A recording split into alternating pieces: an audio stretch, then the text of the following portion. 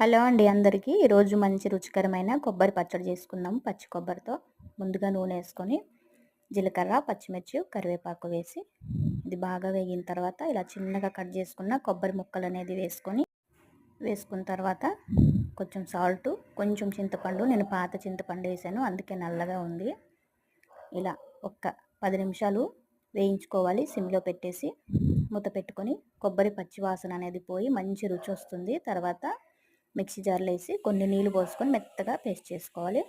తర్వాత మనకి ఇంట్రెస్ట్ ఉంటే మళ్ళీ పోపు వేసుకోవచ్చు. మినపప్పు, కరివేపాకు, ఎండుమిర్చి, ఆవాలు, జీలకర్ర వేసి పోపు వేసుకుంటే చూసారా పచ్చడి మనకి రెడీ అయిపోయింది. ఇది వేడి వేడి అన్నంలోకి బాగుంటుంది, దోశల్లోకి, ఇడ్లీలోకి కూడా చాలా చాలా బాగుంటుంది. నేనైతే దోశలు వేసుకున్నానండి.